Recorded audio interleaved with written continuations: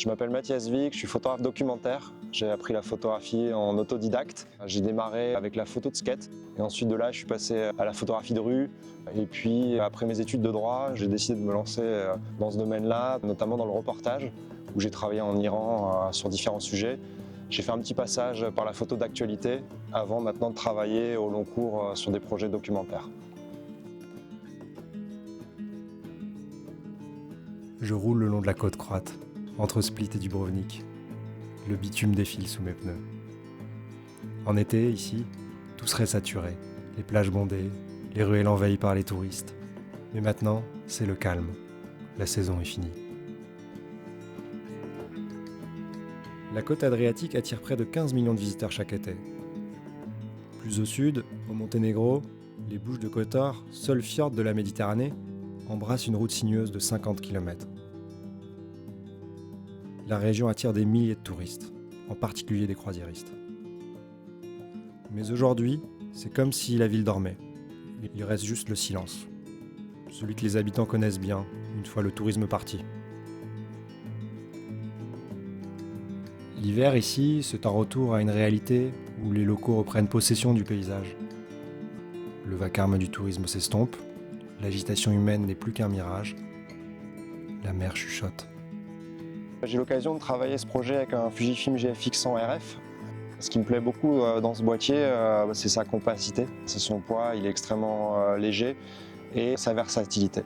C'est un outil efficace qui me permet d'avoir les images que je veux, mais qui en même temps me suggère de prendre le temps d'observer, de regarder, de discuter avec les gens, puis éventuellement de prendre des images.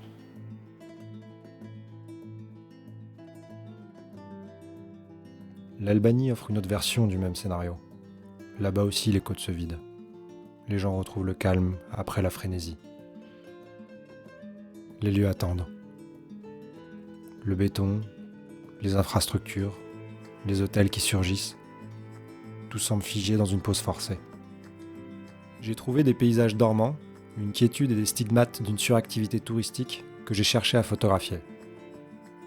J'ai cherché à comprendre cette tension entre l'homme et le paysage, entre ce qui est éphémère et ce qui reste. Je suis en train de travailler en ce moment sur un projet en Albanie à la chambre photographique 4-5, ce qui fait que je dois me promener avec un sac qui est quand même plutôt lourd, avec un trépied. Et je dois avouer que je rêvais depuis quelques temps de faire un projet avec un seul boîtier, et si possible un boîtier léger et discret, pouvoir rencontrer les gens, beaucoup marcher sans sac à dos.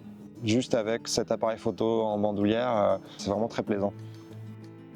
Ce que j'aime dans la photographie, c'est sa capacité à raconter des histoires. La place qu'elle peut donner à l'interprétation des autres. On peut raconter des histoires ancrées dans le réel, mais avoir une liberté sur la forme, quasiment poétique.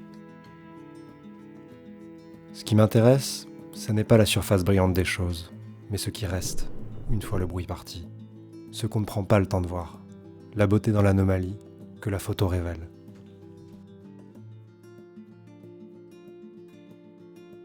Le GFX 100 RF, c'est un outil qui, dans un petit boîtier, vous permet de tester en bougeant une molette différents presets Fuji, de tester des formats, de passer du 4/3 au format carré, à des formats panoramiques. J'ai trouvé ça très chouette d'avoir un outil d'expérimentation comme celui-ci.